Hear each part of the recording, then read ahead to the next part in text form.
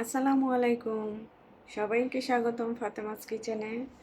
সবাই কেমন আছেন? আশা করি ভালো আছেন। আলহামদুলিল্লাহ আমিও ভালো আছি। আবারও চলে আসলাম নতুন আরও একটি রেসিপি নিয়ে। আজকে আমি প্যাকেটের লাচ্ছা সেমাই রান্না করব। আর এই লাচ্ছা সেমাইটা কিভাবে আমি পারফেক্টভাবে তৈরি করি সেই রেসিপিটি আপনাদের সাথে শেয়ার করব। আশা করি ভালো লাগবে। আর এই যে এখানে আমি অভিজাত নবাবী লাচ্ছা সেমাইয়ের প্যাকেটটা নিয়ে নিয়েছি। এখন প্যাকেটের ভিতর থেকে আমি সেমাইয়ের প্যাকেটটা বের করে নিলাম। আর এই প্যাকেটের ভিতরে কিন্তু চীনা বাদাম, কাজু বাদাম, পেস্তা বাদাম দেওয়াই থাকে। প্যাকেটের মুখটা কেটে আমি ভিতর থেকে এই যে কাজু বাদাম, চীনা বাদাম আর কিশমিশটা বের করে নিয়েছি। আর এখানে যেই ডিশের মধ্যে আমি সেমাইটা ভেজাবো সেটাতে সেমাইটা নিয়ে নিচ্ছি। আর আমি এখানে পুরো সেমাইটা নেব না, পুরোটা সেমাই নিলে আমার খাওয়া হবে না, সেজন্য অর্ধেকটা নিলাম। আর এখানে আমি নিয়ে নিলাম 1 লিটার গরুর দুধ। আর 1 লিটার দেওয়ার পরও কিন্তু আমি মেজারমেন্ট কাপে আরও 1 কাপ দুধ এখানে অ্যাড করেছি।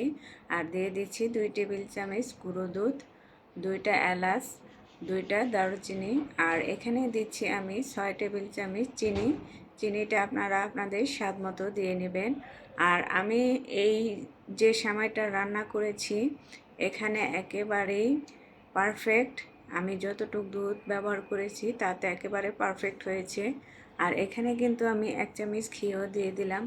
আর এখন এই দুধটাকে আমি জাল করে নেব 7 থেকে 8 মিনিটের মতো। দুধটাকে ভালো মতো জাল করে নেব।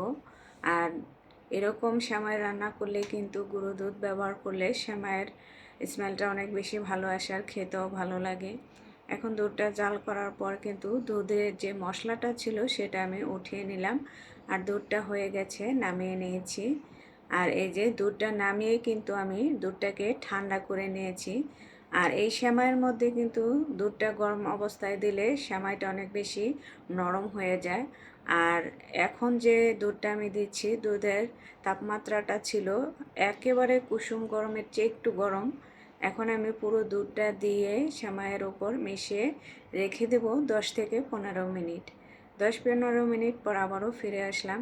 আর প্যাকেটের গায়ে যে বাদামগুলো ছিল সেগুলো আমি ঘি দিয়ে ভেজে নিয়েছি। এখন সেমাইয়ের ওপর সাজিয়ে নিয়েছি। আর আজকে আমার এই লাচ্ছা সেমাইয়ের রেসিপিটি কেমন লেগেছে অবশ্যই কমেন্টস করে জানাবেন। আর ভালো লাগলে ভিডিওটি লাইক শেয়ার করার অনুরোধ রইল। আর আজকে এই পর্যন্তই। আবারও চলে আসব নতুন কোনো রেসিপি নিয়ে। সেই পর্যন্ত সবাই ভালো থাকবেন, সুস্থ থাকবেন। আল্লাহ হাফেজ।